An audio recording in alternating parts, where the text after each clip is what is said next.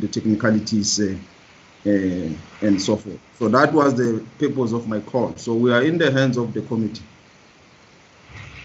Thank you, Minister. I hear you. I'll hand over to colleagues, but I see that the DG of National Treasury is present, and so in the meeting on the platform, and so maybe that does address that issue. But right, colleagues, the Minister is placing an issue on the table. May I hear comments?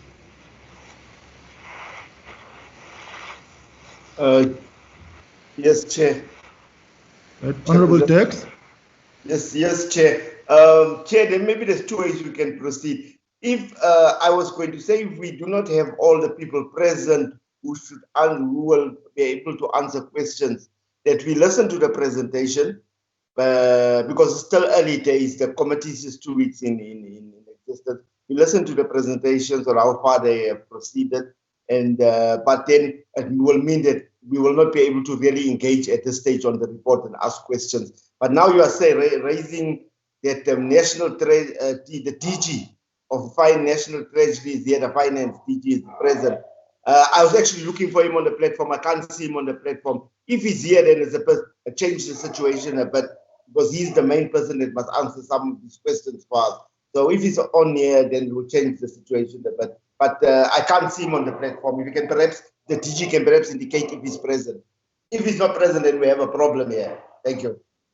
All right, no, that's fine. All right, DG National Treasury. All right, there you go. Chair, thank you for the opportunity. Thank you, Chair. Chair, I'm struggling between two meetings. I think coming to show a face here, I was just wanted to pick up the first aspects in terms of how the Chair will want to proceed, but I'm equally wanted in the other meeting of the budget forum, because the same issues, the reporting arrangements, what means it's a budget forum, it's budget council, including provincial MECs for COCTA, what's happening in municipalities. So that's why Minister Mboweni and Minister Dlamini are also on that meeting. So I'm also wanted that side in terms of just trying to put things together. So as the Chair indicated, I mean, the honorable member, indicated that I'm also wanted that side to make sure that we tie up things that we need to report on.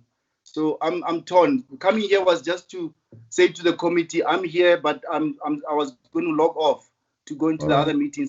We can do that. Thanks, Chair. All right. Thanks, DG. Honorable Van Minen. Thank you very much. Chair, really, I have a bit of a problem with this. We had a briefing by the SIU on Wednesday who told us how these investigations were going to be prioritized, how they were going to be reporting every 6 weeks to the president. And we have a special debate in the House coming up on this issue of what I can at best call COVID corruption.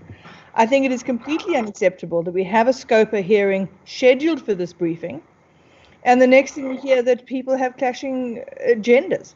Whereas I have no doubt that other meetings are also important. It needs to be understood by the country that this matter is being prioritized, these investigations are being prioritized, and to start off with delays are most unfortunate. So it is in your hands how we proceed, but I just want to raise very serious protestations at the fact that this clash has happened at all. Thank you. All right, no, that is fine. Honorable Hadebe. Yes, my apology. I do not have an option to raise the hand. I'm using device as limitations in terms of raising the hand. Chair, I'd want to get first clarity. We must not take it as if other meetings are not important and only us are important. What I want to establish and find out from the organization point of view of this meeting, whether or not such issues were tabled before, so that it's not issues that are only emerging now. I want to get an understanding whether or not your interaction with the chair, did he indicate to you that there will be this limitation forthcoming, so that I don't want us at this stage to crucify the wrong Jesus and blame ministers who are not here as if they're not prioritizing this meeting. Can I first get that understanding? All right, no, that's fine. The date of us meeting today was a date proposed by the chairperson of the IMC. So we had proposed dates in the discussions that we had, and the one that was agreed upon was today in correspondence from the Minister of Justice and Correctional Services in his capacity as the chairperson of the IMC. You will recall that we would have met last week Friday, but that was during the recess time, and the permission to meet was not granted. Tuesday was set, but on that day, the National Coronavirus Council was meeting, and the ministers who are part of the IMC were expected to be there so that they could be in cabinet on Wednesday, and therefore the date of this meeting came from the Minister of Justice. So my understanding is that that would have been a date which was agreed upon by the component of the IMC. But I think that, colleagues, there is no crisis. I think let's not create one where there isn't one. The minister is here as chairperson, and he's got colleagues from cabinet with him. And the work that is being done with the budgetary work is just as important under the circumstances. Yeah. I think that the minister. Just one second. Okay, cool. All right. I think the minister can present to us, and we can flag issues which those that may require National Treasury, we will interact with National Treasury, because this is not the alpha and omega of our engagements. It doesn't start or end today. We will be in a position to interact further on this matter. I think what we really need today is to know the operations, what will be happening. And as I was saying, I doubt that there's a report on any work that has been done. My understanding is that the first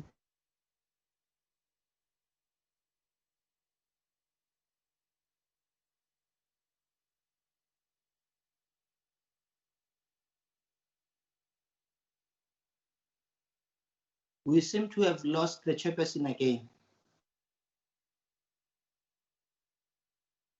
Honorable Dex.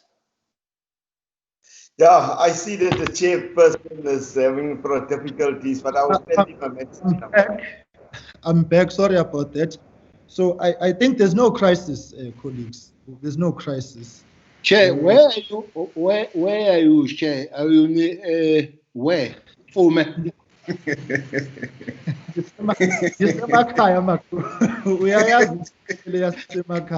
Okay. So yeah, no, colleagues, I think there's no crisis. Let us not, as I was saying, the minister phoned yesterday to say that Treasury any commitment which is related to the work we are doing.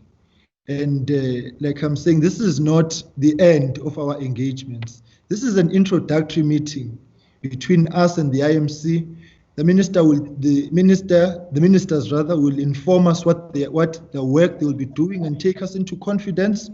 We're going from there. It's not a report back. There isn't a report in any case at this point. But what we need to do is to set the tone of the interaction that the executive cannot perform oversight over the executive. That is a parliamentary function. And we must not duplicate activities. And so if there's a process underway, ours is to oversee that process to make sure that the necessary checks and balances are in place.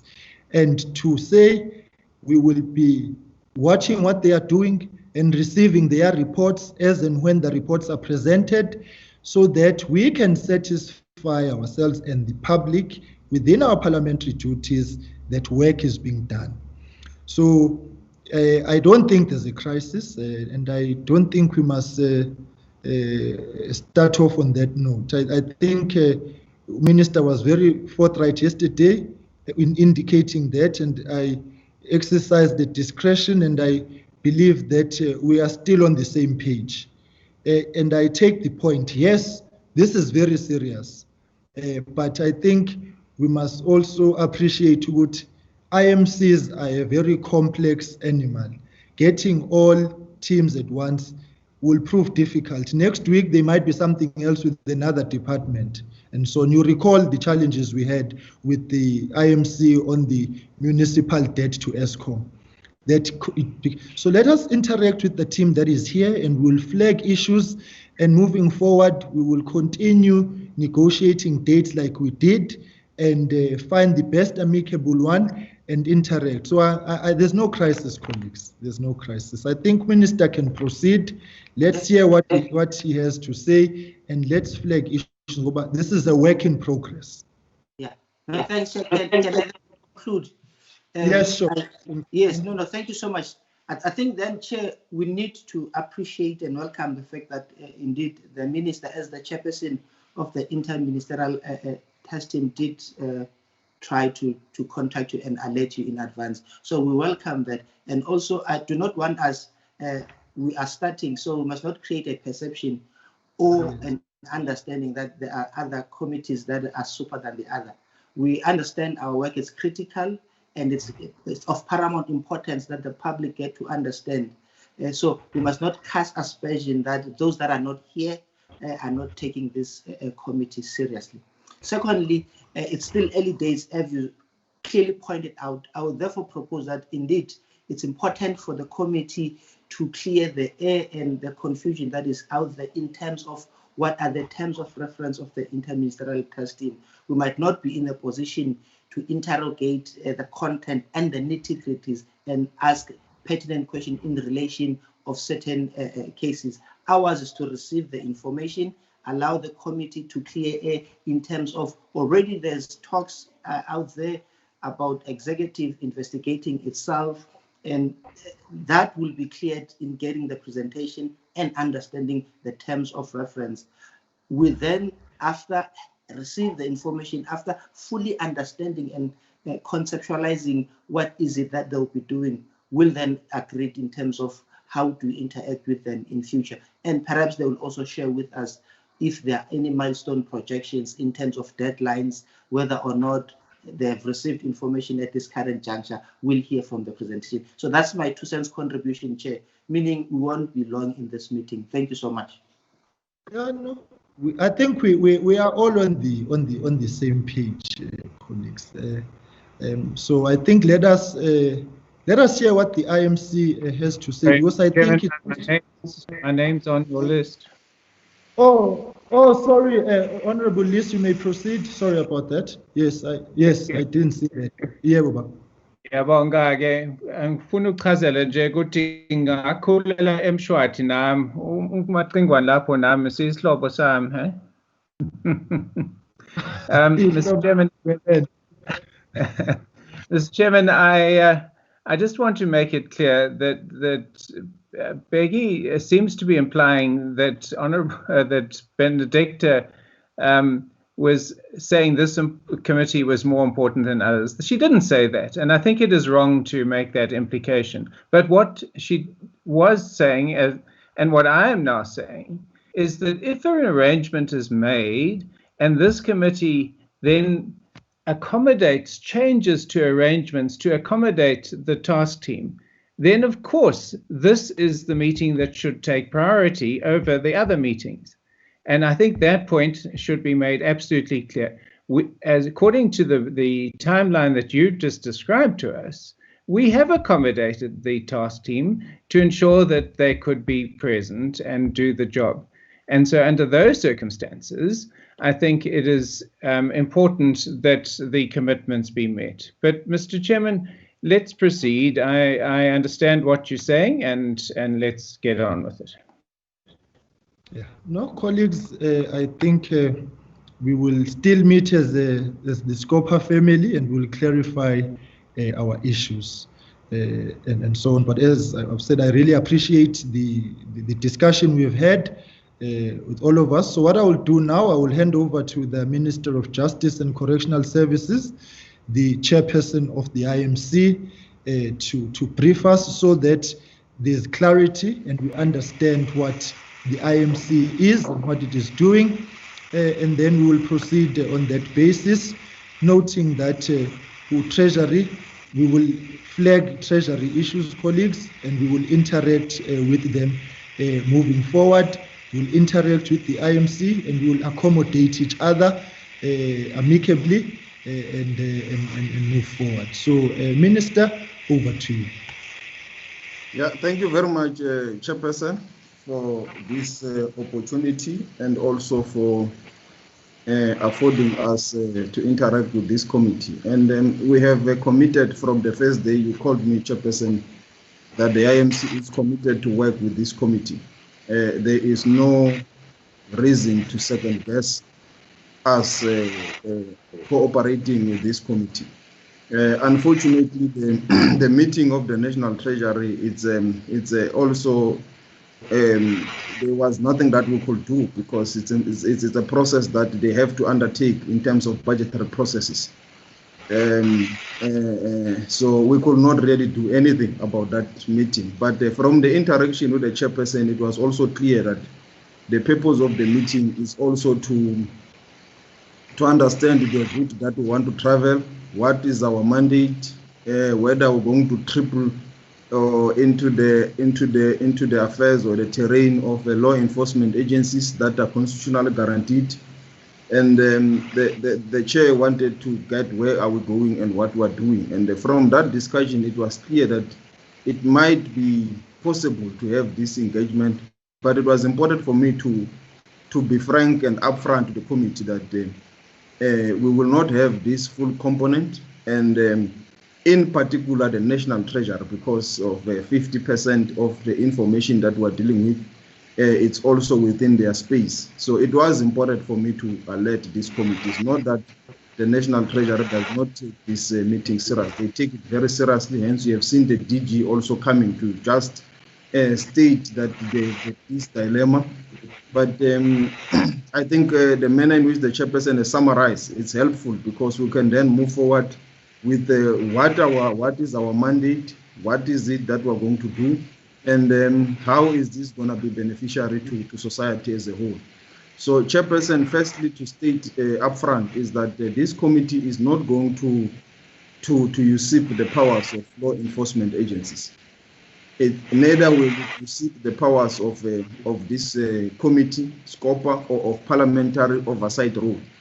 But what you will see from the presentation is that, in fact, the committee will enhance the work of your committee. It will also enhance the work of law enforcement agencies or the AG or any other agency. But also the committee will also empower the South African society in terms of information.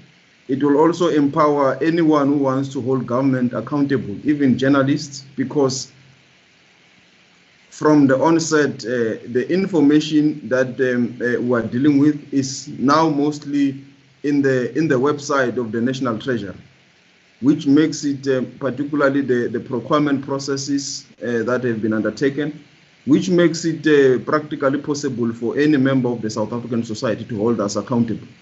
And that on its own empowers the committee itself, because that information, when it's available in the public domain or in the website of the National Treasury or of the relevant departments, any member of the public, including the committee, can access it, including the law enforcement agencies that are empowered in terms of the Constitution to deal with matters of any malfeasance. So this will enable that to be isolated and be dealt with if there is any suspicion. So that is the first task that we have been given. And also the second one is to say, what then happens with the law enforcement agencies in terms of their capacity? Is there anything that the executive could be able to do to help them and to empower them in terms of resources for the NPA, for the Hawks, for any other institution to quickly do their job? Because one of the challenges we have on these issues of corruption is the public outcry that some of them, when from the date where there was prima facie evidence or allegations, it takes too long. So the committee also is mandated to look into How can we help the committee in terms of some kinds of courts, in terms of the Special Commercial Crimes Court, to help it in terms of additional capacity, and so forth. So I will request, with your indulgence, Chairperson, that we allow the acting DG of Justice to make the presentation that is in front of committee members, which outlines what I just stated in a bit of a detail. No, Minister, that is fine. The acting DG, I'm advised, has got the permission to load the presentation and will therefore be able to move it as and how they feel. So, acting DG, over to you. You may proceed. Good morning, Chairperson, honourable members and colleagues. I'm just checking if the presentation is visible. All we have now is your files, so long, your folders rather. The presentation is not up.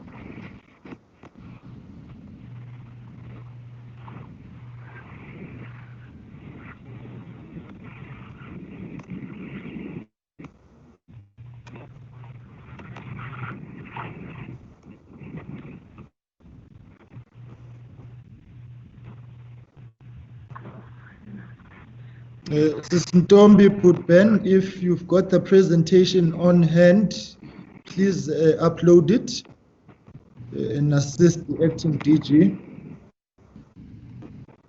Okay, let's try.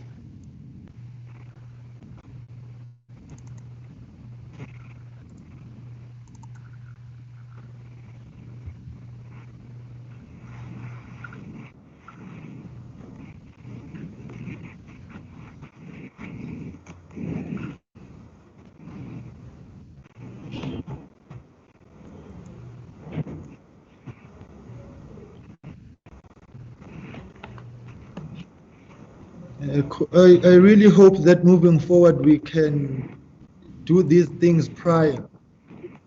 Like we did with the SIU, do a trial run of these things before so that we don't have these delays.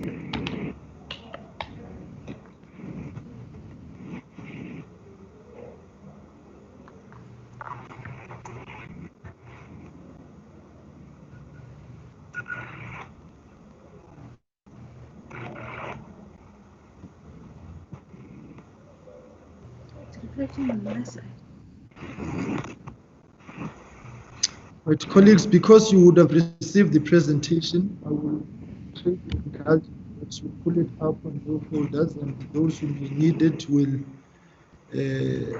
because now we have to manage time. I think. Agreed. All right, acting DG, please proceed. Okay. Thank you, Chairperson. Moving on to the second slide, which is the context to the establishment of the IMC. The Minister has already given an overview. Sorry to interrupt, Chairperson. Since we can't get a presentation on the screen, let the acting DG put on her video so that it's not like a telephone conversation we're having. Thank you.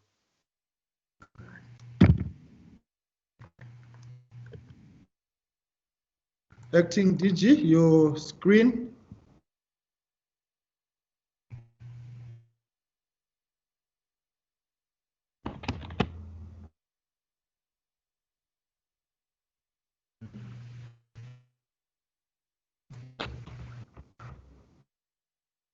Acting DG, are you there? Yes, I am here, Chair, but I'm unable. I've got my camera able to connect. All right, let's get to the substantive. It could be something. Right, let's move on to the my presentation. Connection, but may I speak for now until I get somebody Yeah, please proceed. Yes.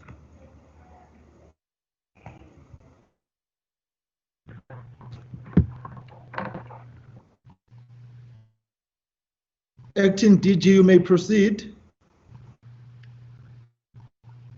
All right, the presentation is up on the screen. Let us get going.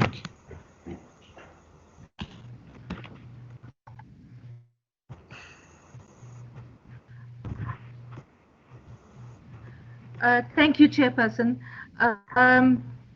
The context to the establishment on slide 2 of the presentation, the IMC was established by Cabinet following its meeting on the 5th of August. The context is the following. Reports of acts of corruption and theft of risk that government allocated as part of its response to the COVID-19. Secondly, the looting of state resources by unscrupulous individuals and companies which were meant to provide food to needy families and personal protective equipment to frontline officials, particularly healthcare workers. Thirdly, the inflated pricing, intercepting and redirecting of food parcels meant for the poor, and acts of fraud involving funds designated to alleviate the hardships of employees,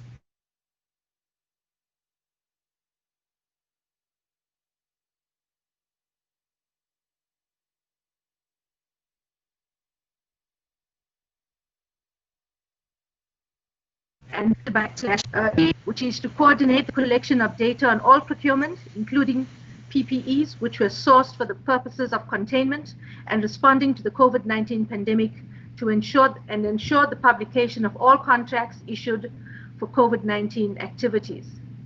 To coordinate the communication on what government has done and will do insofar as anti-corruption measures regarding COVID-19 procurement is concerned, and the 500 billion rands allocated to fight the pandemic.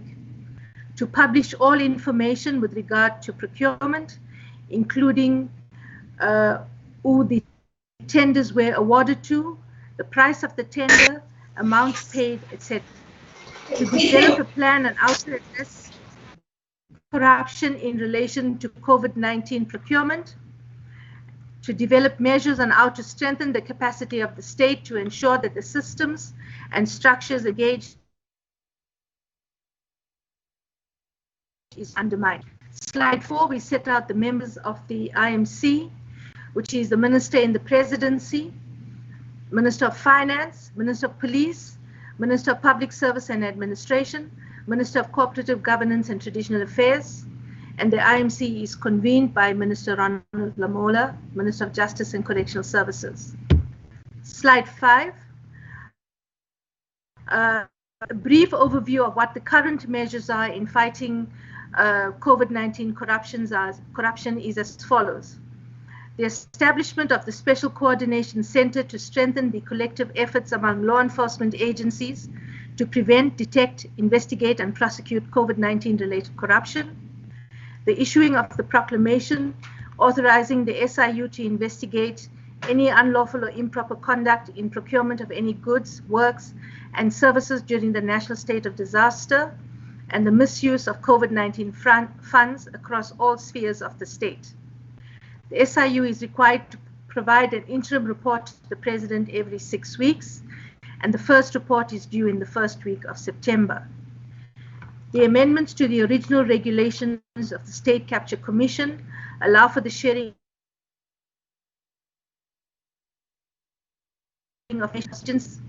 This will help to expedite the investigation and prosecution of corruption-related cases. Further, there are reports to the President from the Health Sector Anti-Corruption Forum that is tasked to investigate irregularities and maladministration in the health sector.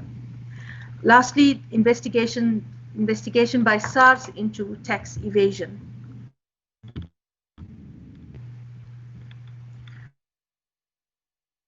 Slide 6. The role of the IMC in regard to law enforcement agencies. The Minister has already emphasized this point.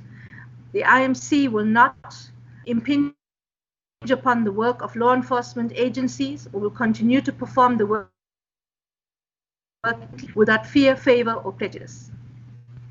The mandate of the IMC includes the following: to use existing depositories to collate all information into a single database under the National Treasury, to monitor the submission of information and the timeliest delivery thereof, recognize existing mechanisms for accountability of key role players for the timely submission of information, and monitor the implementation of consequence management where information is not submitted timeously or at all, to ensure the consistent publication of reports on a weekly basis, to develop a media campaign to reach all sectors of society within existing available budgets, to ensure the optimum functioning of the mechanisms for channeling information from whistleblowers to the multi-agency center in line with existing law. Slides 7, 8, and 9, Chair, deals with those departments, provincial governments, departments, and state-owned entities that have submitted information. I'm not going to read through all of them at this point, but just to state that so far, on slide 8, 29 state departments, national government departments have submitted their information. There's about 7 outstanding. 5 provincial departments have submitted information, 4 outstanding.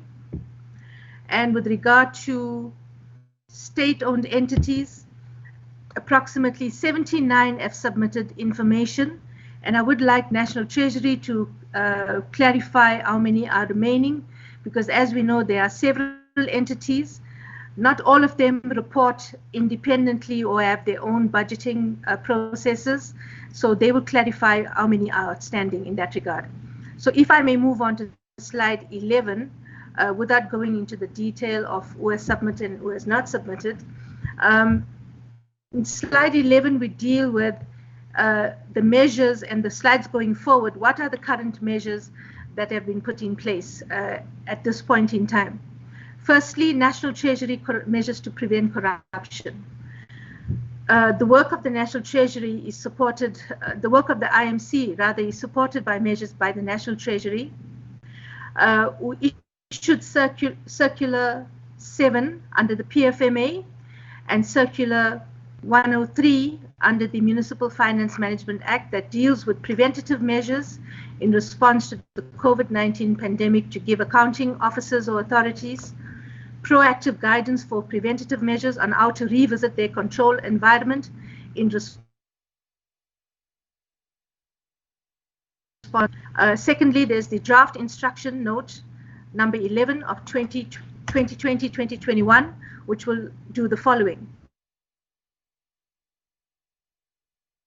It will inform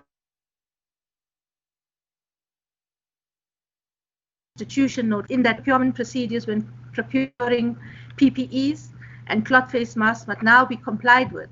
That is, there is no longer any emergency procurement. It will prescribe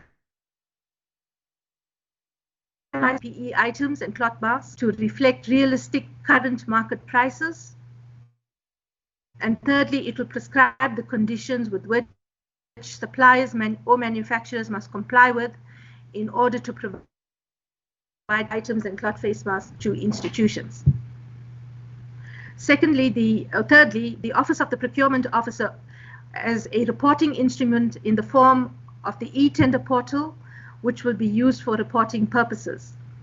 It is currently being developed to accept reports from institutions in a manner that is structured with standard information fields and online portal loading accessibility. And I think I just need to explain a bit further in this regard. Currently, when one views the information that has been put on the websites of all the institutions, you will find that there's different information that's being put up. There's different formats, which makes analysis very difficult and reporting on what has actually happened quite difficult. For instance, the idea is to look at which companies have been awarded tenders. You want to do a comparison of the unit prices, etc. But with the way the information is provided currently, that analysis cannot be done unless it is all gathered in a standard format and onto the single database as we've set out in the slide. And I think my colleague from National Treasury may talk more to this once I'm done with this overview. On slide 12, we talk about strengthening measures at SARS. In some input that we received from SARS, the commissioner, who is present on this platform as well, and he can talk more in detail to these issues. There's a recommendation that we review the current process of applying and issuing tax certificates because several risks have been identified. SARS has also reported that they have launched a national revenue recovery project to fast-track the recovery of revenue in respect of taxpayers who were awarded PPE tenders. And where criminality is identified, the matter will be investigated and referred to the DPCI. The project has a multidisciplinary focus.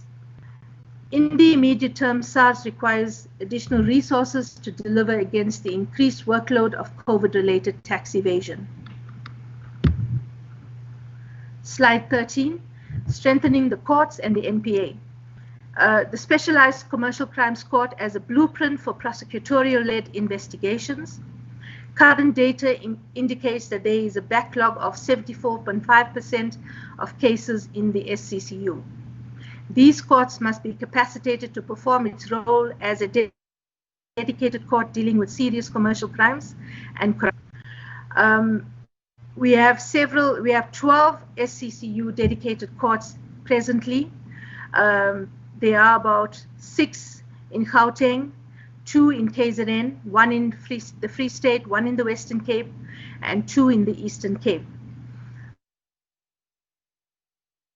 We've identified that 12 more courts need to be established, and in that regard, we want to set up a steering committee led by the Department of Justice for the proclamation of these courts.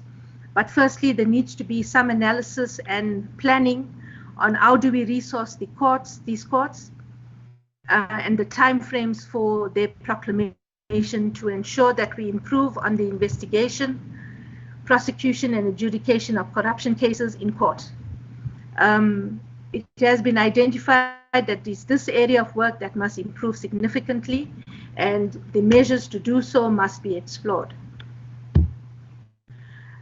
In slide 14, we talk to the coordination of law enforcement agencies, namely the Multi-Agency Center, which has been established to deal with fraud and corruption relating to COVID-19 funding.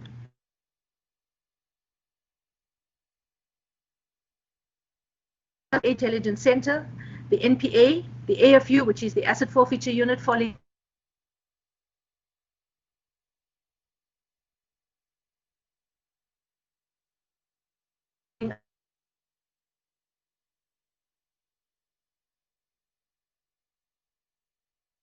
is premised center that is prevention, early detection, investigations, and prosecution and resolution of a matter.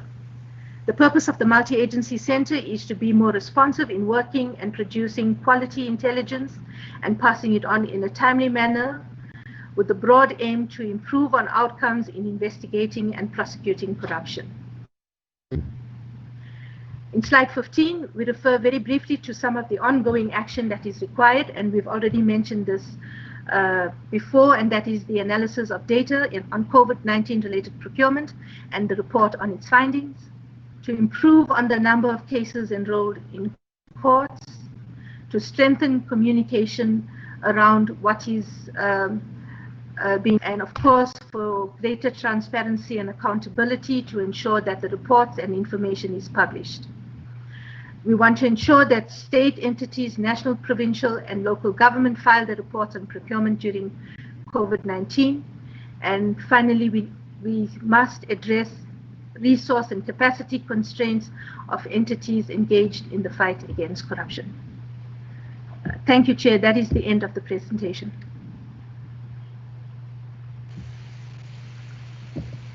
Okay, no, thank you very much, Acting DG. Minister Lamola, if there's anything else that you'd like to add, or any of your cabinet colleagues, Minister Mkhunu, Minister Cele, to what has been said, we'll give you that opportunity now. Yeah, no, thank you, Chairperson. The first thing I just want to mention is that Minister Mkhunu is requesting to be excused at 11 o'clock due to interviews that he's conducting at 11 o'clock. I think from my side, I think the presentation speaks for itself. We'll deal with the questions if they may arise. We can check with my colleague, Minister Cele. Minister Cele.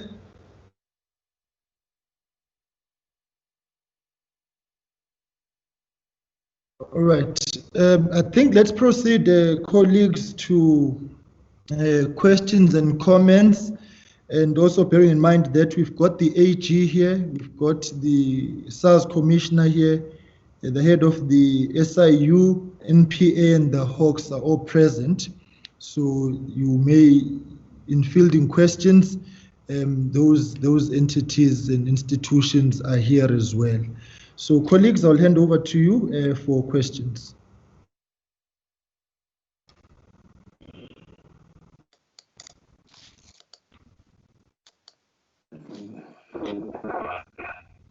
Colleagues? Chair.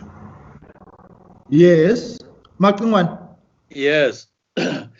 Just on my side, and I'm sure my colleague Minister Lamula would have alluded to this as the presentation does, but just to emphasize directly to yourselves on the one point, on the basis that it has occupied a lot of space in media, whether social or print and other media platforms, that the IMC is not going to be investigating. I saw lots and lots of worries about people, from people thinking that we are going to be kicking doors, opening windows of people and so on. We are coordinators. And we are going to be coordinating as the presentation does say, but our basic mandate is to really publicize what we shall have collected to the best of our ability, working with the Treasury based on their constitutional duties, and to all other agencies. So we just want to make that point clear, not because we don't want to be trusted.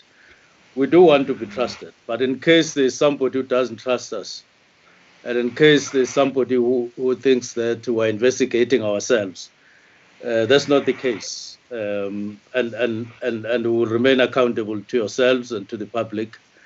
And that's the point that I wanted to emphasize and make very clear what our basic mandate is.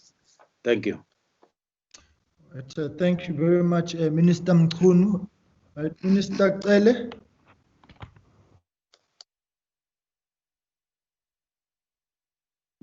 Thank you very much, Chair. I'm fine for now, Chair. All right. Thank you very much. Right, colleagues, I'm over to you. Honorable Liz. Thank you, Mr. Chairman. Mr. Chairman, yeah, I hear what Minister Mkhunu is saying, and thank you for those comments. It is obviously an issue of real big public concern that the COVID assistance has been abused the way it appears to have been. And so I think that every effort must certainly be made to make sure that it's dealt with thoroughly and as quickly as possible. What does concern me, Mr. Chairman, is the DG sort of mentioned resources. Have we got a budget for the costs involved in the operations of the task team, or is that still developing? And because it's just really very sad that we're having to spend money here and the SIU and other agencies to deal with fraud and corruption, which just should not have happened. I mean, it should never happen, but at a time of crisis and pandemic, it's just mind-blowing that there are people who think it's time to abuse it. So what is the budget? What are we looking at for the task team?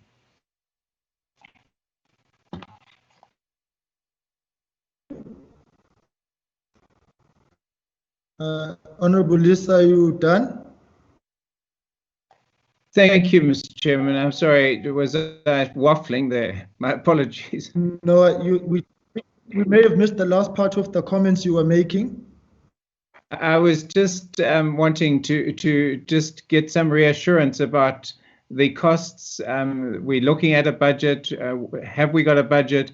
And yeah, some estimates perhaps of what the costs of this particular effort to get oversight or stop the corruption.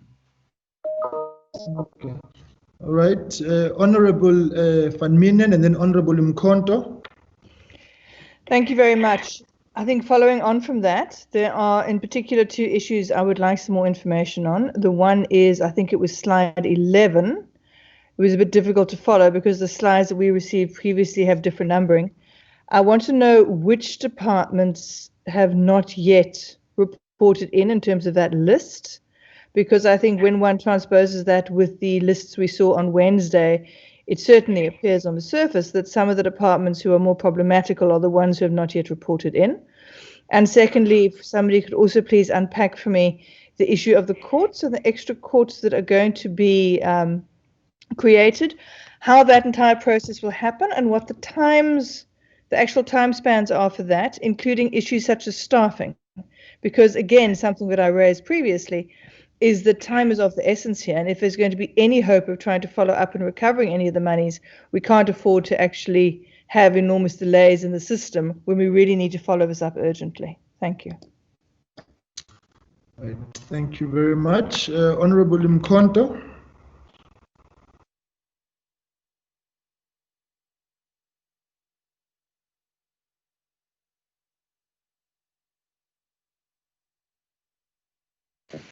Chairperson, I think Honorable Mkonto is muted. Yeah, Honorable Mkonto, if you may unmute yourself.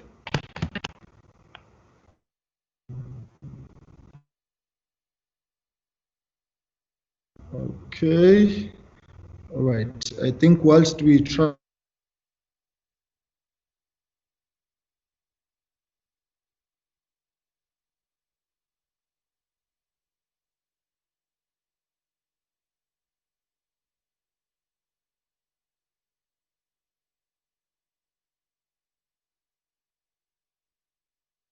And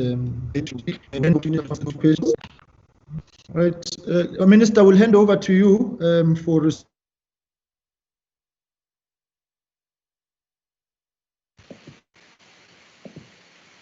Yeah, thank you, Chairperson. To the set of Honorable Hatebe. Yes, we can. Honorable Hatebe, you will come in the next round. Let's Minister, over to you. Okay. No, thank you, Chairperson. Firstly, we welcome the inputs from honorable members, in particular on the issue of agency, which we fully agree. These matters need to be treated very urgently. But why also the Inter Ministerial Trust Team is looking at, and hence we have DBSA, police also, and the National Treasury, is that these obviously the cases that will relate to COVID-19 corruption will go into the backlog that is already existing. That is there in the Commercial Crimes Court that has been created by various factors, including the COVID-19 delays of cases in the past 3 months. So it is clear that from that backlog, we need to help the institutions there. There may be a need for us, for example, if it's in Gauteng where there's a lot of cases, you might, it's not like we're going to build a new building or infrastructure of a court. We may just need to say this court, we may need just to dedicate it further to deal with corruption cases, and that will then help the speeding up of the process. And in terms of the budget, Chairperson, we don't have the budget yet. It is still at an embryo stage. As you have seen, we're still formulating a task team that is looking at all the courts, because the Department of Justice had a 3-year plan to put forward those courts across the provinces. What we are looking at is, and that will be an engagement with the National Treasury, what is it that could be done to bring forward some of those and to make it as urgently as possible so that these courts can then help the backlog in regard to the SSSU. And also with regard to the NPA, you might be aware that they've also been appointing contract special prosecutors for the Special Commercial Crimes Court, which also that will come in handy as additional capacity to help that system. So obviously we're also looking at the challenges that the Hawks are facing in terms of their own space, how we also help them in terms of that resource. So all that intersection then becomes important, because when the Minister of Police is also there and the DBSA and National Treasury, you are able to deal with issues of contracts and secondments and so forth. How do we then give that support? Hence, it's important that this Inter Ministerial Committee give that support to these law enforcement agencies to have the necessary manpower to effect and do their job in this regard. But I will allow the acting DG to add in terms of issues of the other issues that have been raised, and Minister Kaire also.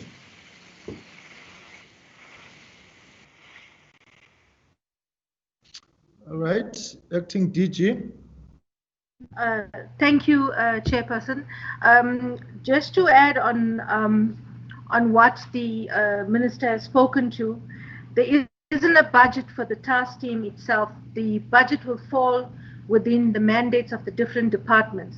For instance, insofar as the specialized commercial crimes courts are concerned, we had already budgeted for the for the establishment of 5 further courts, and there is funds in the budget for this. And I must add that when we talk about the establishment of the courts, we are not talking about building a new court. We are talking about utilizing existing structures, but what the courts will require is the skills, which is more prosecutors, as the Minister has spoken to, and the resources that are required are also intensive in the form of human resource and the specialized skills that are required. Deputy National Director of Public Prosecutions, Rodney de Kock, is on this platform. He may add more detail in terms of the Specialized Commercial Crimes Unit and the requirements in that regard. I just want to move on to the other question that was asked in respect of which departments have not submitted information. And I'm afraid we updated this report late yesterday, because it changes on a daily basis, so you may not have received the final version, but there are some outstanding government departments that have not submitted information. There's a list of about 5, the National School of Government, Department of Communications and Digital Technologies, Human Settlements, Mineral Resources, and Water and Sanitation. And in respect of the local government departments, that have not submitted, the record indicates that KZN, Northwest, and Limpopo have not submitted as yet.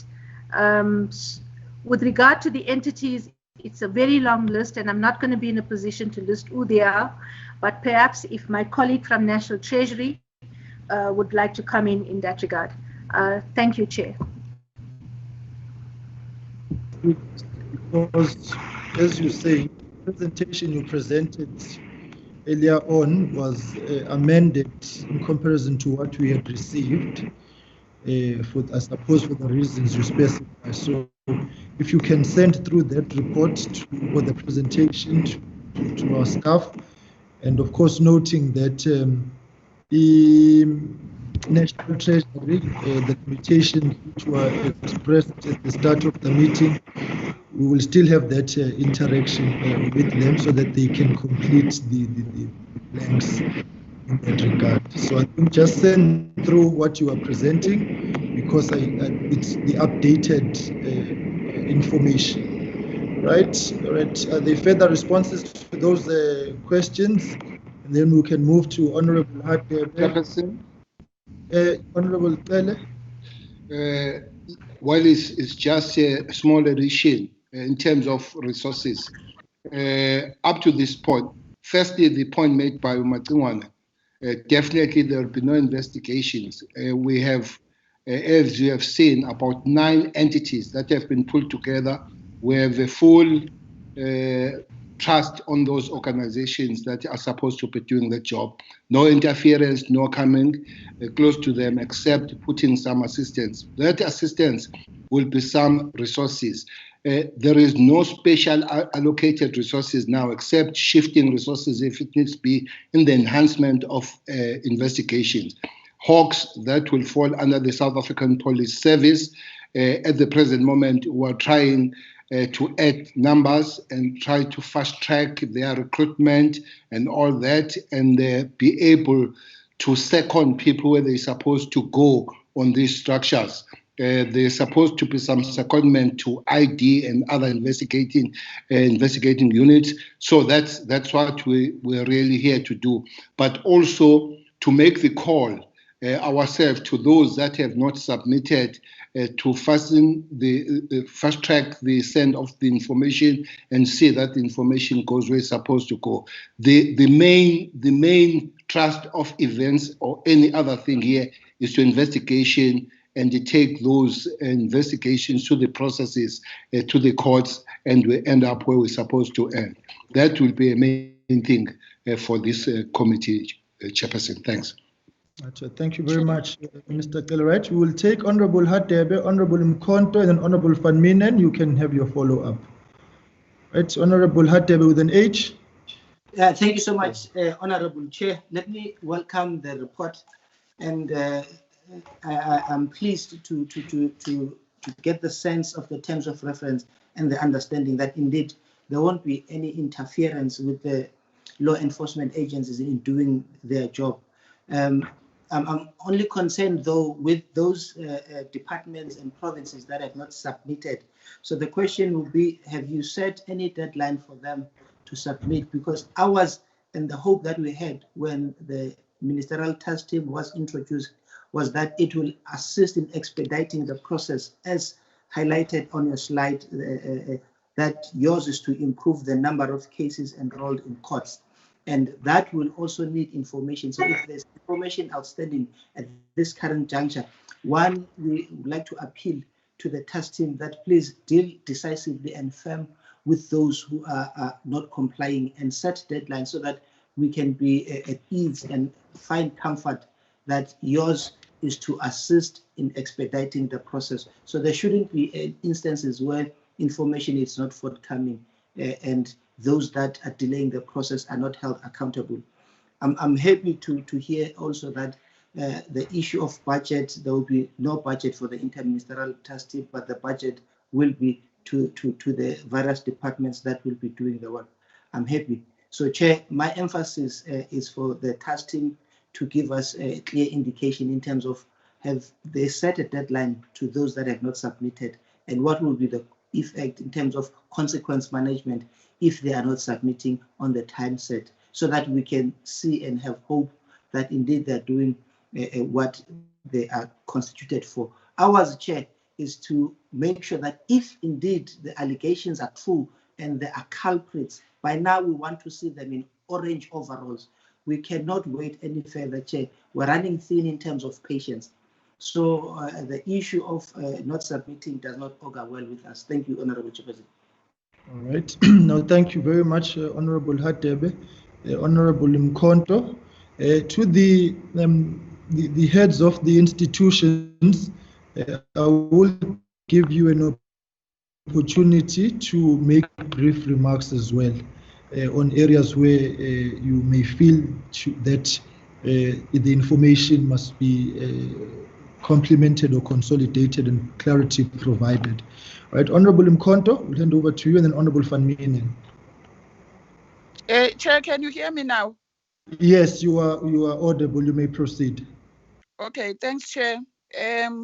We welcome the report from the team.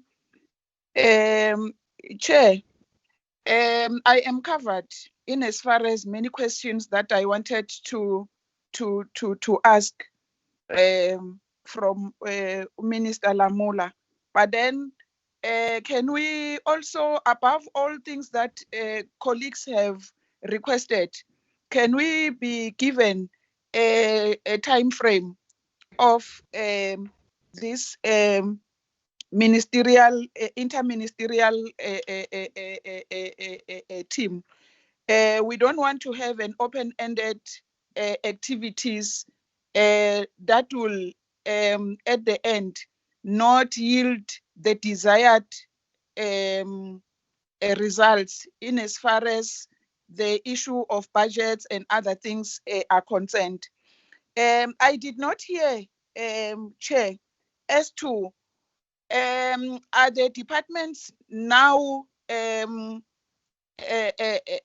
given this team their responsibility to discipline their own officials in as far as maladministration and procurement activities are concerned?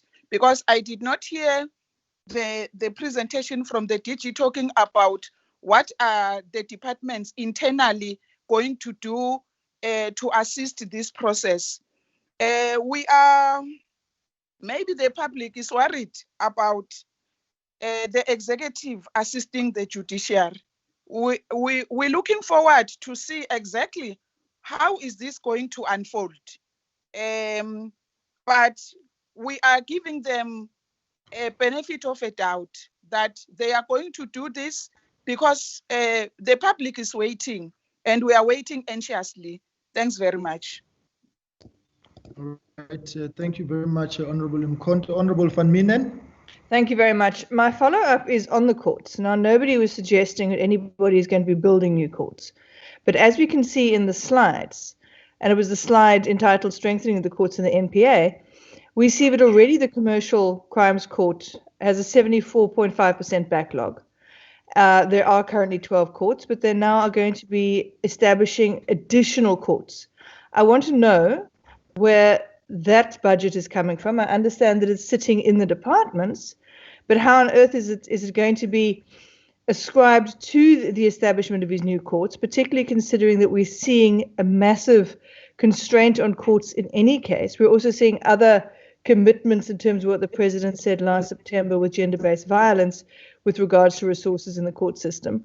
And we really do need to understand as a committee how these dedicated courts are going to be funded, if the money is available to be moved, and how quickly that is going to happen. I see there's a steering committee that's being established. Has it been established? Who is on that? And so we really need to explore that stream so that we can understand it. Thank you. Okay.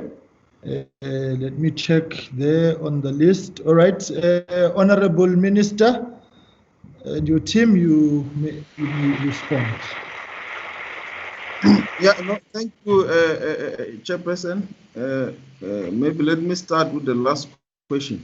Is that as you have said, that there is a budget in the Department of Justice, but the budget was spent over a period of years. I think it's about 3 to 5 years in terms of this additional costs. So the steering committee's role will be to look into whether we can fast track some of these courts to help alleviate the current congestion in the Special Commercial Crimes Court. So that will be the clear, incisive mandate of the steering committee. That, whether can we bring forward and this establishment of this court so that we can then help the current congestion in this Special Commercial Crimes Court. But then that also would have to involve, obviously, the NPA, the Hawks, the judiciary itself in terms of magistracy and so forth, in terms of that collaborative effort. And we understand the urgency of this issue because it is interlinked with what the committee is looking for.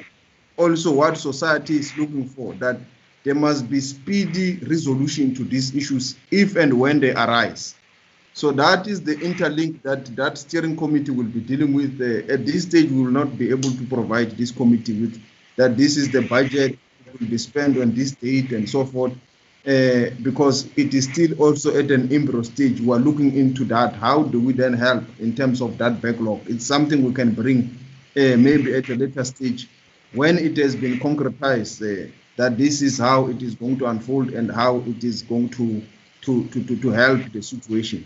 This kind of situation, Chairperson, it's helpful in that regard. If you look at the special tribunal that we have established, is been helping in terms of the civil part of the recoveries, and you will have seen that today they found a judgment within of freezing some of the assets with relation to the COVID-19 procurement issues. So the civil part is quicker because of the special tribunal that was established through the help of ourselves and also the proclamation by the president. So these are the help that we are looking into as the Inter Ministerial Committee, that this help needs to enable and enhance the work that the law enforcement agencies is dealing with, so that their work is fast-tracked, it's easy, and it can also enable quick and speedy resolution of some of these issues. With regard to the time frame, because at the time when the issue was discussed, the information was not really very clear. We are going to go and present the report to Cabinet with clear information and also in terms of deadlines for the IMC. And I think at that time, Cabinet will now be able to provide us with the deadline because there was not enough information at the time to conclude in terms of the time frame. But we believe that now we've gathered enough evidence and information which will help Cabinet to say this IMC must exist only for 3 months, or it must exist for 6 months or for a year. These are the issues that you said you are dealing with.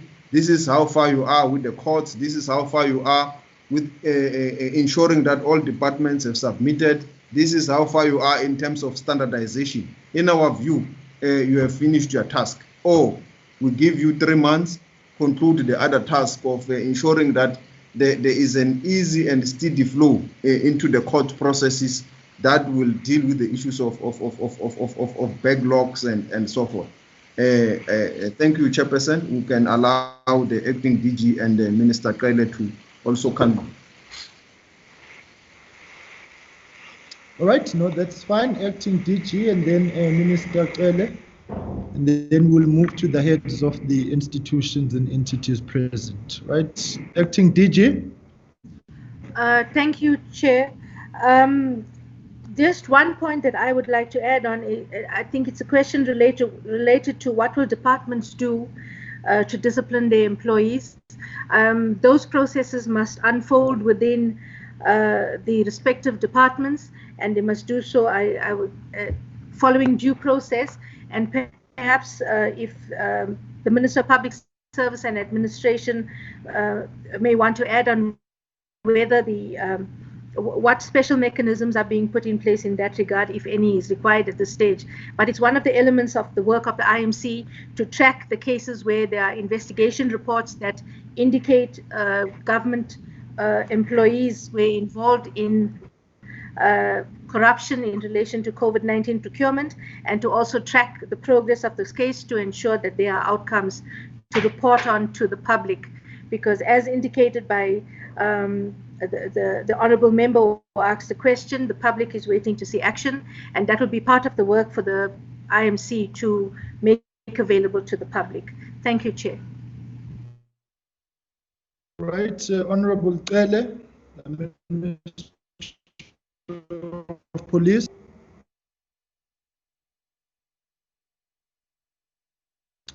All right, let's go to the institutions. We'll start with SARS. Commissioner.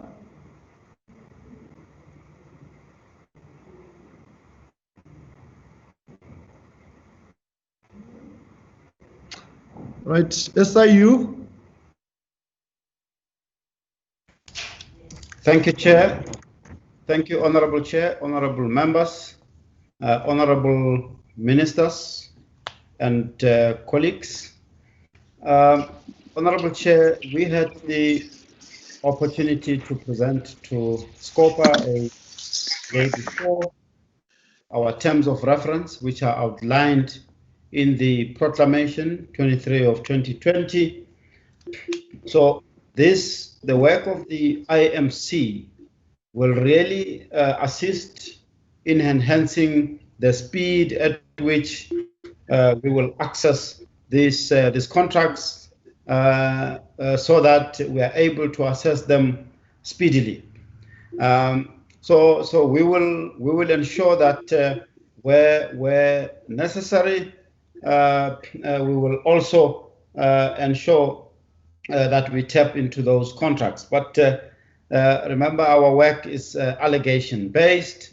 So most of those contracts, we would probably not have received allegations against, perhaps not yet, but it will help to just look at the repository of those contracts so that if at any stage we receive allegations relating to a specific contract, we are able to tap into the repository that the ministers would be monitoring so that it gives us speedy results.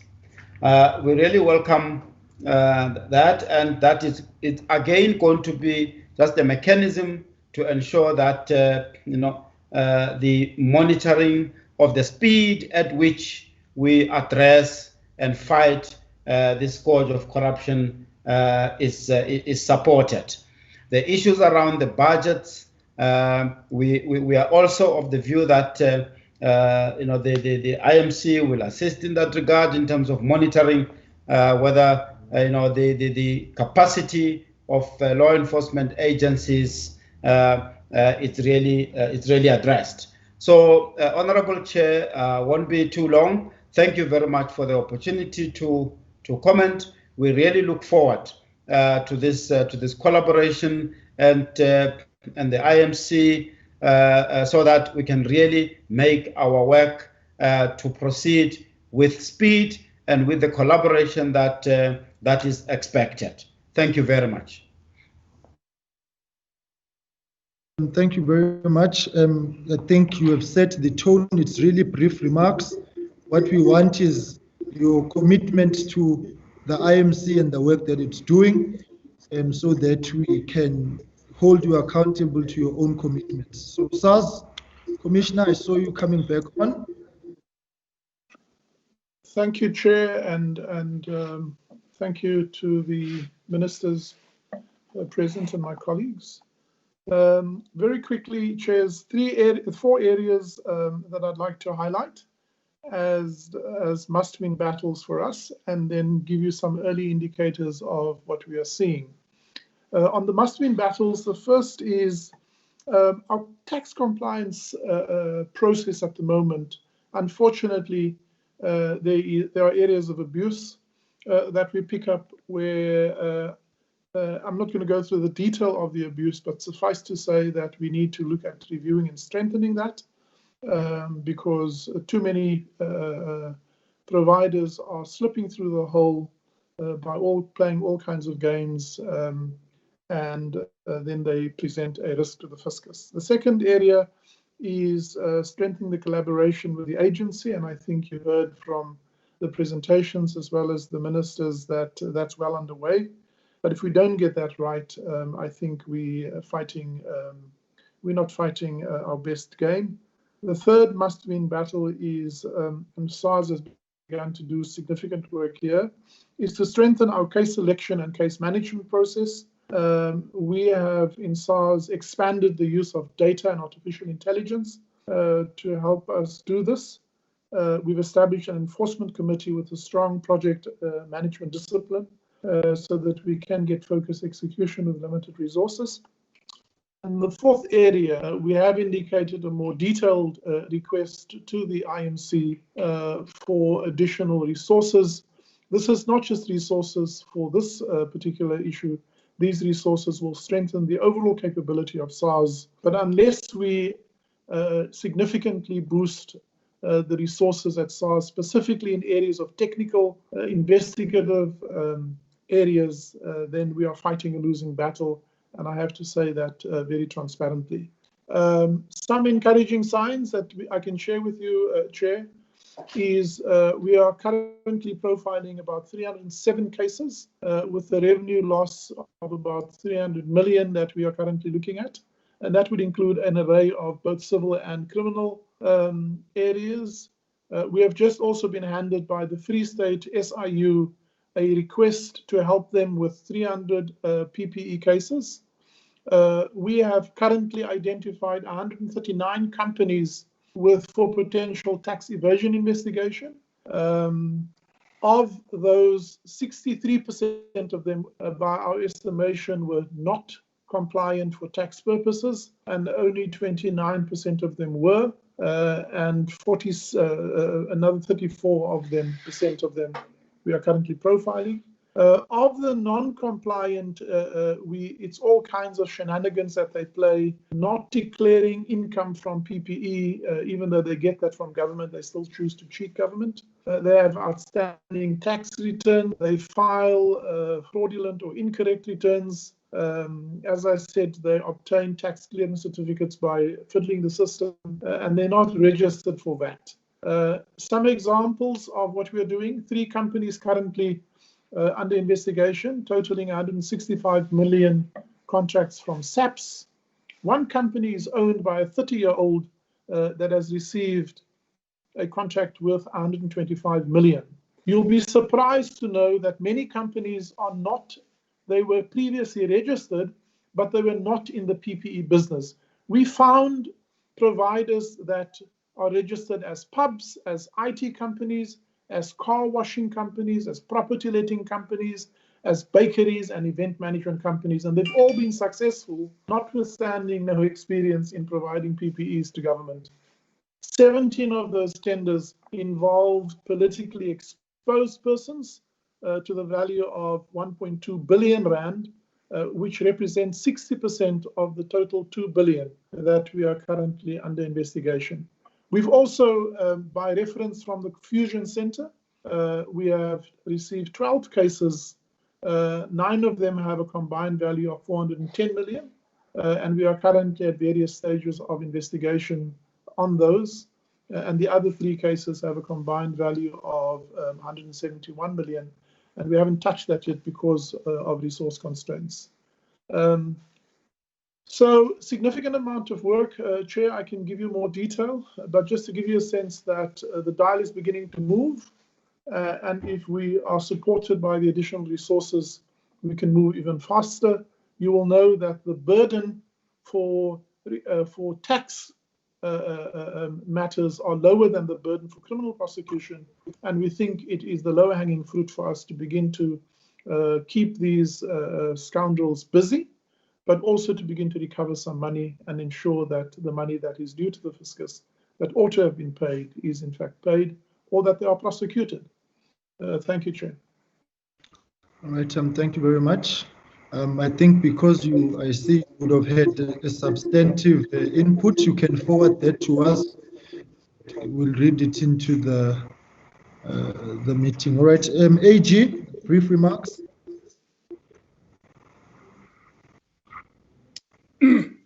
Thank you very much, Chair. Am I clear? Yes, you are audible, AG. You may proceed. Thanks very much, Chair. Thanks for the opportunity to say 1 or 2 things. As you will recall, right at the beginning in the announcement of the relief package of 500 billion, we raised our hand as the audit office to say that instead of waiting to do our work traditionally, as we often do, this thing would have been handled by us with a view to reporting next year.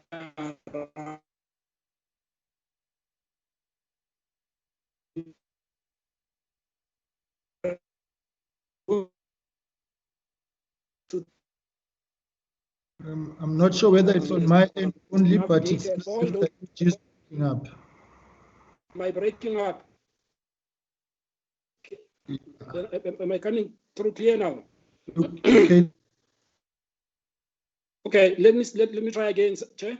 So we have done some work on the audit side, Chairperson, which work is now being finalized in terms of our initial report.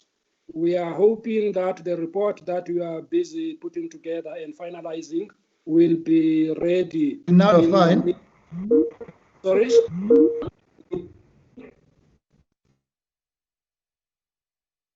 The report that we are working on, Chair, will be ready in the middle of next month. In the next 2 weeks, we will be interacting with the multi-agency forum to share with them our insights, what we have found, the work that we have covered. We will also reach out to the executive via the chair of the IMC to place in front of them the kind of work we've done over the last 3 months. What is important to note, Chair, is that so many things have been said in the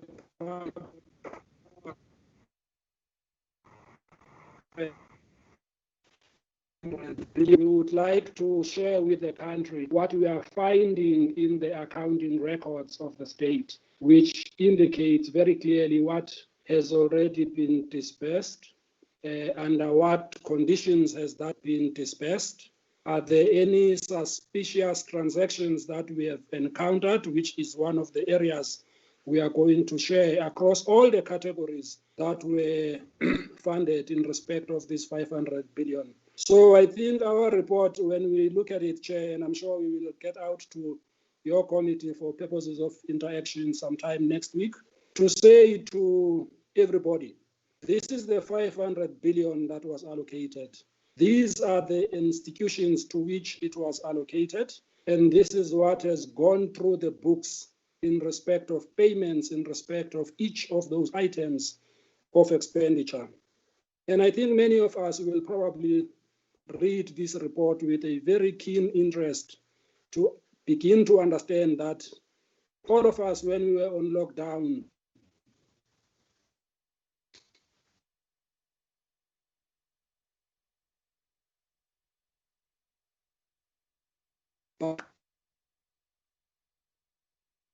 Chair, we are losing the AG.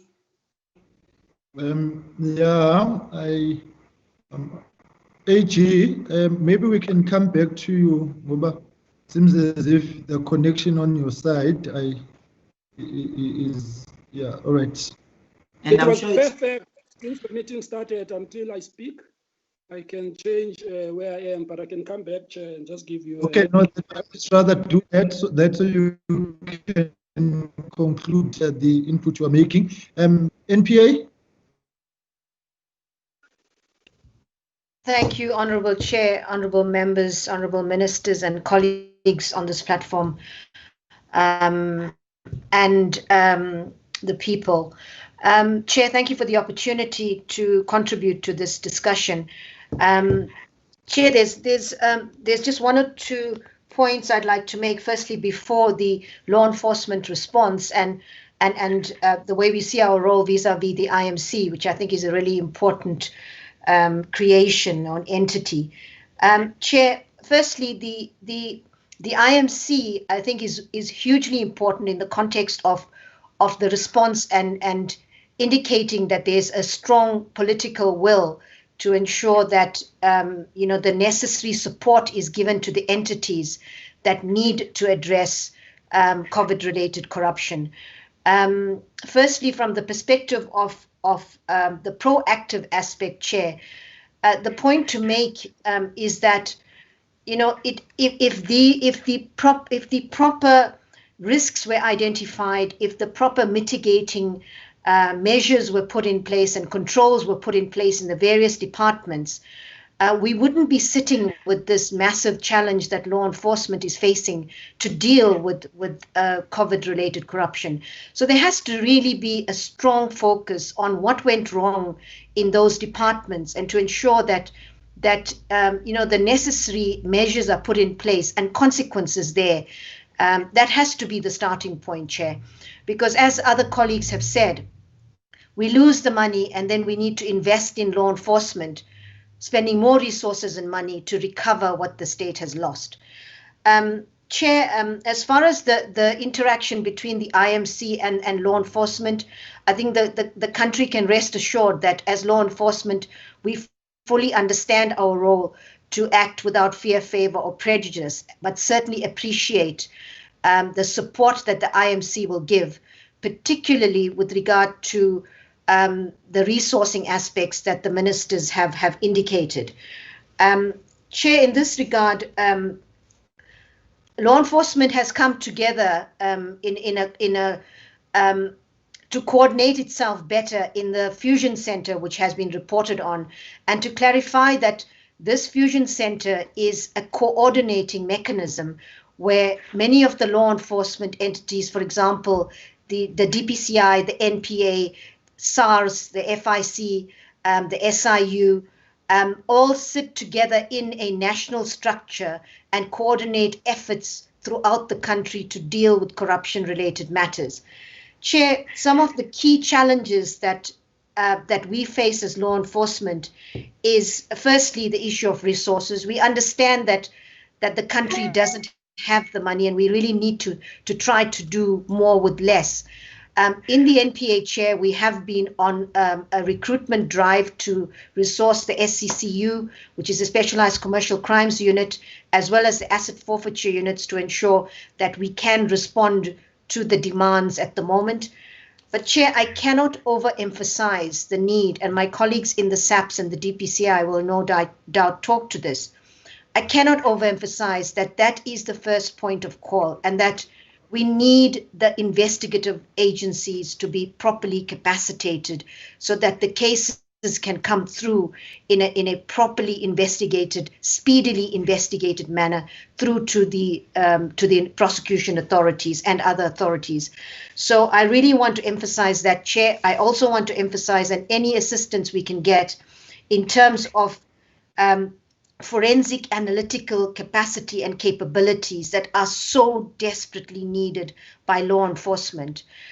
Most of this work is outsourced at the moment, and government spends a fortune on this. We really have to collectively look at how we could develop these capabilities within government so that we're able to properly do that part of the investigations.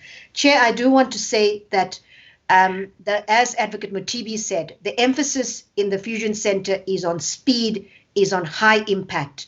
And we can already see that some of the cases are coming through. We're working very closely with the Fusion, with the Financial Intelligence Center and the AFU. We've been able to, for example, very quickly within 7 days, freeze assets relating to UIF funds related to corruption.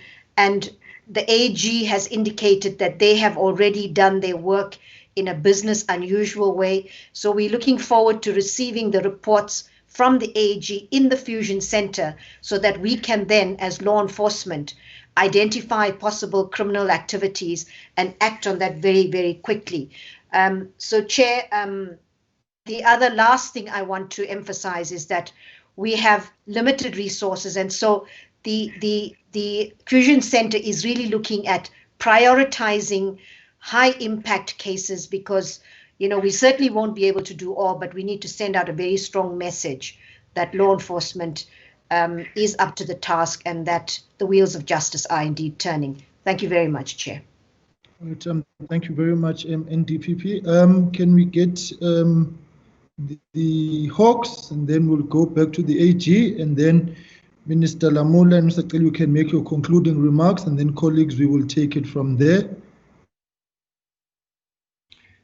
The Honorable Chair, the Honorable members, the Honorable ministers, my colleagues on the platform, one appreciate the arrangement to have this session and the presentation that has been made. From the DPC, I would like to comment on, firstly, on the capacity. It has been said that there is a challenge in the capacity of law enforcement. In that regard, we will not be repeating the same, but what we are doing is that we are building in that space. Among the issues that we are dealing with is the recruitment of qualified individuals in the field of commercial, cyber, and accounting. In this regard, we have advertised 70 posts, and then there are 11,000 applicants that we are sifting through. We expect that we will be getting more personnel in that space. We are also in the process of recruiting 200 retired or resigned officials on a contract basis as a short term to assist in the capacity. There are also a reenlistment process in the greater service that will be attracting few human resource. That is the personnel capacity. We are working on that. Work-wise, we are working side by side with other agencies such as the SIU, FIC, NPA, SARS, and others. In this regard, matters that are handled by the SIU, we work closely with them so that by the time the SIU finalize its work, we are also close by with regard to criminal investigation. Currently at the Fusion Center, there are matters that are handled specifically by the Hawks in collaboration with other entities, and 23 of those are fully fledged criminal dockets. Arrests have been made in others. We are continuing to effect arrest on those that are ready. I think that not later than Tuesday, we will be adding the numbers on the warrants that we have now obtained. We also appreciate the fact that there is an indication that the special commercial crime units in the NPA will be capacitated by additional courts, which means that there will be additional prosecutors. That will also help to deal with the backlog of the cases that obviously put more burden on the existing capacity to make decision on those that have been investigated to be able to take them through the process. So working together, we believe that we will be able to make a difference with the challenges that have been identified. It has been indicated that we are also working on the secondment modality that ourselves and the NPA should be able to receive or help each other in that regard. So those are the comments from the DPCI side, Chairperson and the honorable members. Thank you very much. Thank you very much, Auditor General. Thank you very much, Chair. Once again, I'll be very brief.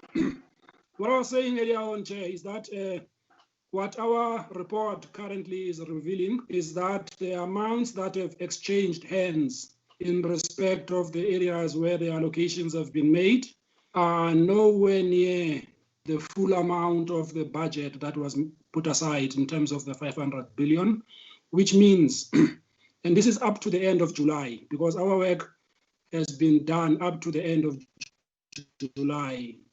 And all that we are auditing activities of the last 4 months. So it's quite clear in our view that whatever has happened up to the end of July needs to be followed through, as I said, in terms of the multi-agency forum and other structures that must follow up on it. But just to reinforce the point that Shamila made earlier on, in order to win this battle sustainably, Chair, I think the point needs to be made, and I'm sure it's going to come out from various other reports, that the only way to fortify the systems in government, as well as to deal with what we often expect as abuse, is to build up on the preventative measures, because they are the safest form of making sure that whatever was intended is done according to those plans. So we will share this report, Chair, in terms of what it says, as well as some of the very disturbing aspects that we have already identified, particularly when it comes to the administration of the transfers of monies between the state and individuals. You will know that all of us rely on databases, but if those databases are so unreliable to start with, it means that it opens up a space for all sorts of abuse to happen to state resources. This idea that we will chase after it afterwards is very expensive, is wrong, and it drives anxiety unnecessarily in many places. And I think that our report is going to highlight very strongly those issues. And I'm sure from next week, you'll get a sense of what I'm talking about. As far as the numbers are concerned, having interrogated the financial systems, it's also clear that some of this money has not even left the corridors of National Treasury to start with. So nobody is going to steal it until National Treasury has given it to somebody. And I think these are some of the nitty-gritty issues that reflect on possible abuse, but also inefficiencies in the administration of our finances in the state. Let me leave it there, Chair. I thought I will just whet your appetite with some of the issues that are potentially out in this report come next week. From there on, we can take the detail to the next level. Thanks very much. All right. No, thank you very much. I think, colleagues, it was necessary to get a sense of the cooperation of those who are, for all intents and purposes, the foot soldiers of this very massive operation, and to gauge the extent to which the required capacity is present to otherwise. And of course, it helps us monitor things accordingly. I would hand over to the ministers, and then colleagues, we can make our concluding remarks, and then I'm sure we can bring the meeting to an end at that point. Minister Lamula, Minister Cele. Yeah, no, thank you, Chairperson.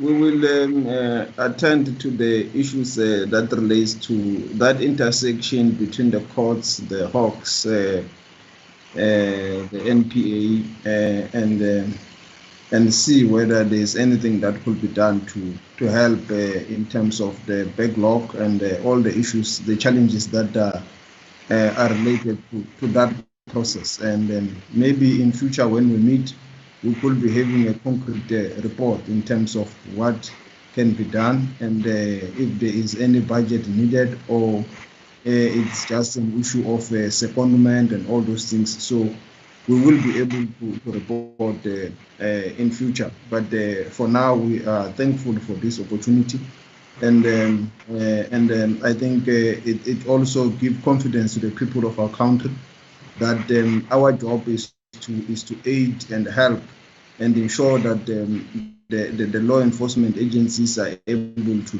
do their job in terms of what the Constitution prescribes they should do, without fear, favor, or prejudice to anyone, and to give them all the necessary support that is needed, and also to ensure that within ourselves in government departments, the necessary precautionary measures are taken from within the state departments as we move forward.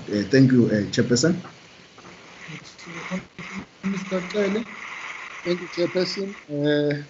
I think it's the right time that the AG whets your appetite. Restaurants are open, so maybe after that you can move there. Chairperson, just one or 2 points. First, I hope the understanding will be better after this encounter of the role of the IMC chaired by Minister Lamula. The fears of interference and the fears of the undue pressures where we're not supposed to will be definitely parallel and don't come close in that kind of interference, but just enhance any form of assistance going forward. That's the first point. The second point, the question of resources, maybe that's one lesson that we'll have to take from COVID-19. The question of resources will have to be looked at, and we see how do we work together going forward. That goes with the breaking down of silos, Chairperson. This coming together of all these agencies is something new, and I guess it's something that will have to be kept. I believe they'll be more powerful, and there'll be more in achieving things rather than working in silos and individually.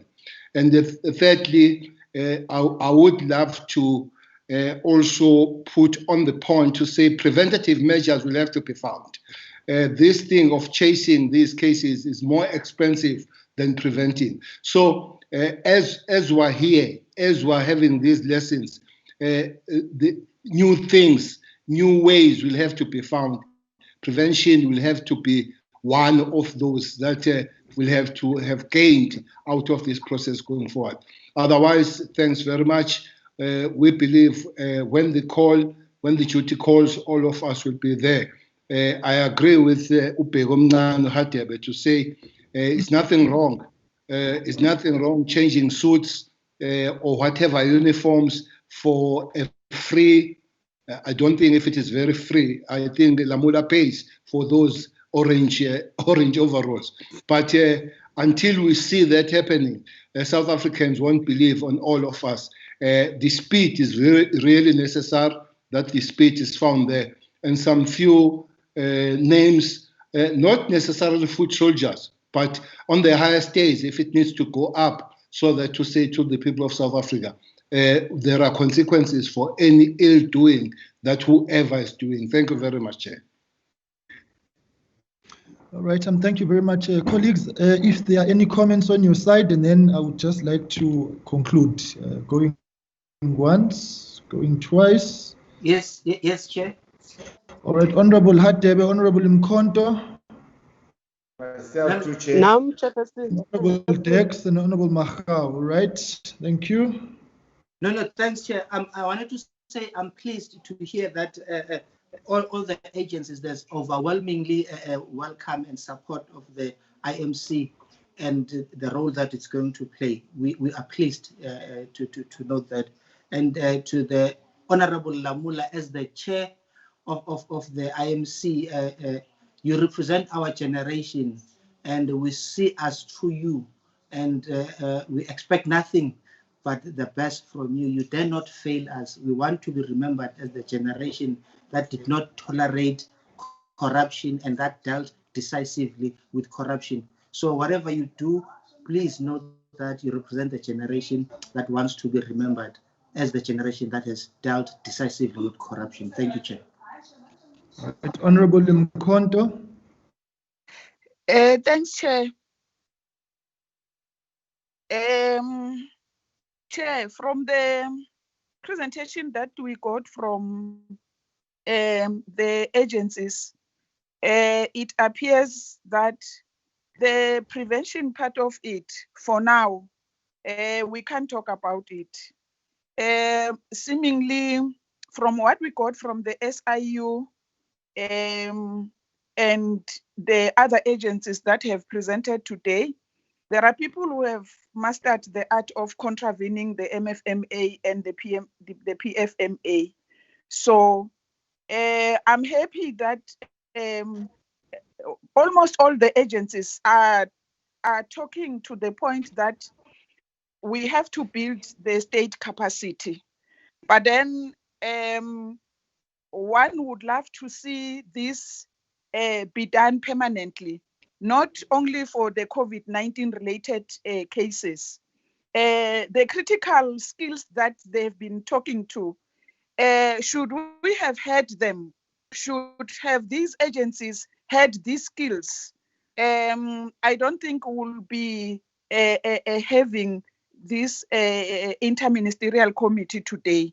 So we really need it, Chair, unless we amend, Parliament amends the MFMA and the PFMA. So my third point will be the budget. My understanding is that departments were made to do budget adjustments to accommodate the COVID-19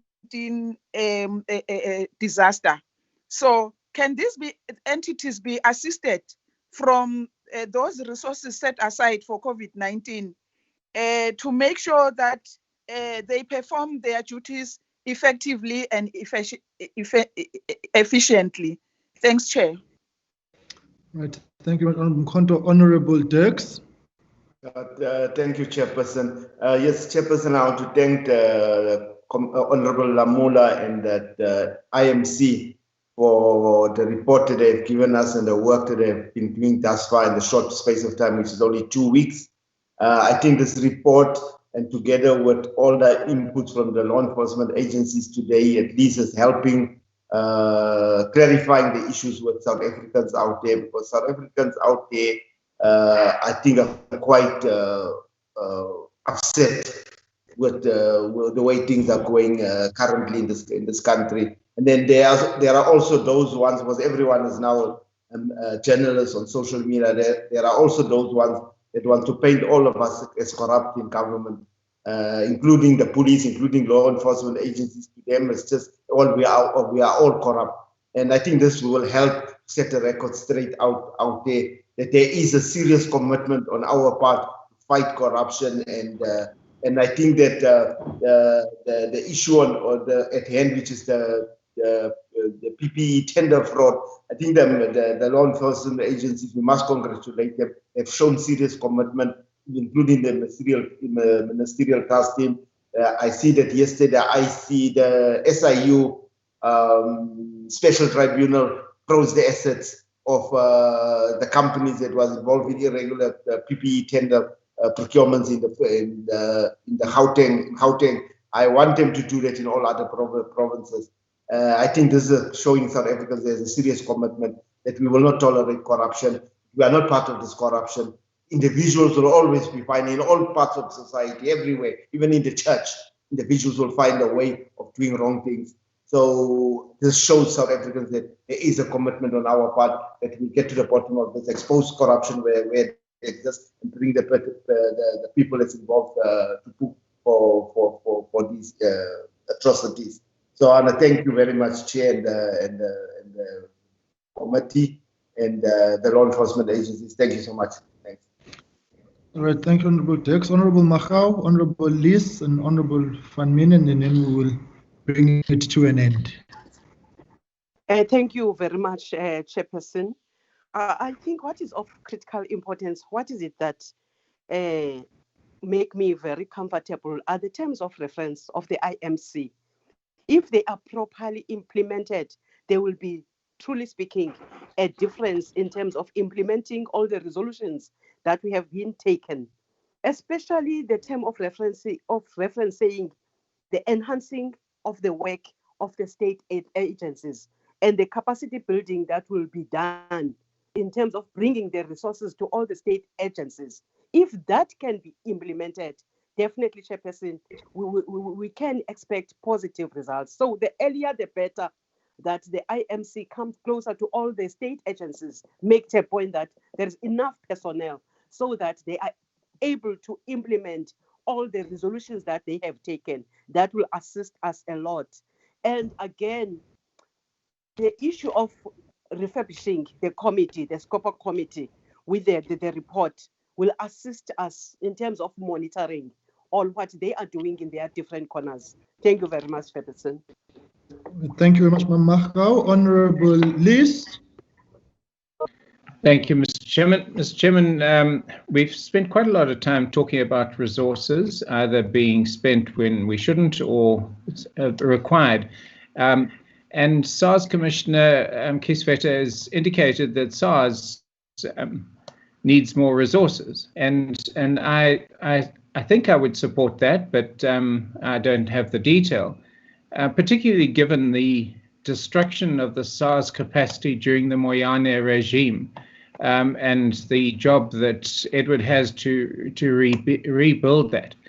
But what I would like to request, Mr. Chairman, is that SARS, during this COVID period, we've lost billions of rands in revenue from the tobacco and the alcohol industry. Edward's on record as quoting certain figures, which I forget now of the losses. But the fact is that whilst the legal trade of these commodities was unable to take place, the illegal trade flourished. And so I'm wondering whether SARS and Edward could give us a report on what sort of action SARS is taking in order to identify the illegal trade and recover some of the money that should have come in to the fiscus if that had been legal trade. I accept that the spy unit, as it was called, was long ago disbanded, and the capacity of SARS has been terribly eroded. But surely, if we're going to give more resources to SARS, then those are the kind of capacities that we need to see being built to recover that money. I don't think that Edward's probably in a position to give us a report now, but perhaps we could get such a report in writing, please, Mr. Chairman. No, that's fine. I think the Commissioner notes that, and we will look at it. And when we make submissions for the program, we will look at that engagement. I think it's valid. Right, Honourable Van Minen. Thank you very much. I think it's accepted that we couldn't have avoided the enormous challenges that have come from COVID, but certainly it is becoming apparent that had there been better checks and balances and consequent management, we could have very largely avoided the disasters that have financially followed this with what we are seeing here, and the other money that is now having to be spent chasing this.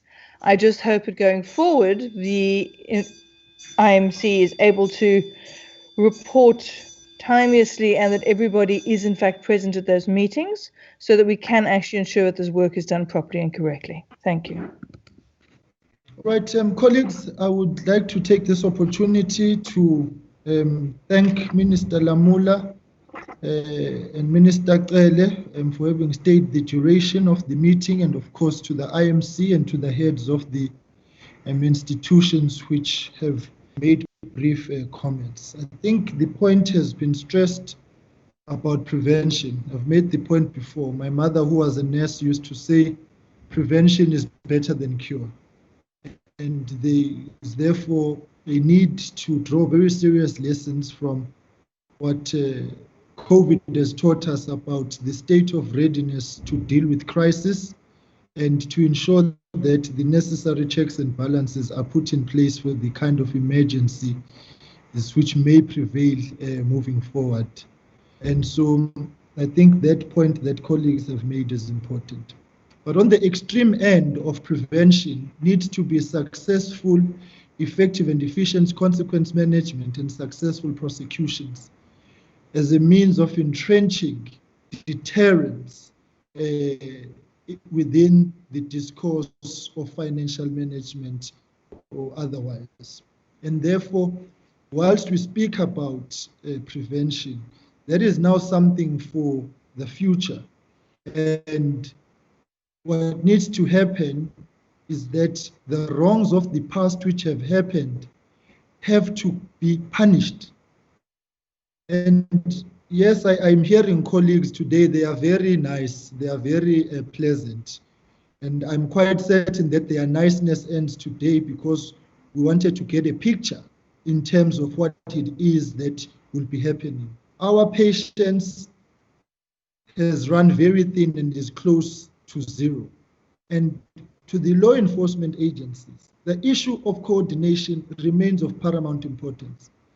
You have appeared before us and we spoke at length about the anti-corruption task team. And today, that is to your efficiency and effectiveness. And so, colleagues, the issue of the anti-corruption task team, we must look at it. The draft resolution is probably with legal now and it will be circulated to members. So I make that remark to assert the seriousness upon which Parliament views this matter. And these issues around COVID corruption, the issues of nepotism, proximity, and political connectivity, which has, rendered people, business people overnight. And that kind of abuse can't be tolerated. In my view, colleagues, corruption ranks amongst the crimes against humanity. When you rob money for healthcare, you put lives at risk. And it cannot be right that the healthcare of our people is subjected to corrupt expenditure, which puts us at a loss in terms of access to help. It's very, very serious, this issue, and it's precisely for that reason why early on in the work that you are doing, Minister Lamula, we wanted to meet with you so that you could have an appreciation of the seriousness of Parliament, that this issue remains firmly on our radar. And so you leave here today giving you the benefit of doubt that what you have presented will be translated into practical action. The taste of the pudding is in the eating. And so we will give you the space and time to do your work, and at an appropriate time, you will come back and report. And where you run into shortcomings, I think I speak for all colleagues when I say you've got the support of the committee to make sure that information that you need, you receive. Those who do not want to submit will have to explain themselves to us and to Parliament why they are not complying with an exercise which, for all intents and purposes, is meant to strengthen the preventative measures that we are speaking about. So the special tribunal will need our, it needs to be optimized, and the SIU recommendations will have to be implemented by all state institutions. And I'm sure that SARS itself understands the extent of the work which lies before them, as should be clear to everybody. So colleagues, I'm sure we'll be meeting with the IMC in the next term of Parliament. They will continue to do their work, but we'll also have to meet more extensively and exhaustively with the law enforcement agencies. They have to explain to us why the wheels of justice are turning as slowly as they are. Minister Kele always makes the point that prisons are overflowing and that prisoners don't walk into prison, they get arrested. But a lot of those people there have not been prosecuted. Non-prosecution is an enabler to corruption. It emboldens people because then they know that nothing is going to happen even if they are caught. To prosecute 5 years from now when I've chowed the money amongst other things becomes a cosmetic prosecution. Prosecution must go with recoveries. And so the law enforcement agencies, I hope they leave here knowing Wuti. Certainly the committee is not impressed at the pace in which you are moving. Your effectiveness and efficiency is called into serious question, and you'll have to prove us otherwise by actually having these things done. So the constraints you speak about, I'm sure the committee will consider them holistically, and all the other requests that colleagues have made. So we hope that Minister Lamula, your IMC will be effective and that you will meet the challenge and the demands. But of course, on our side, we will continue with our own responsibilities here.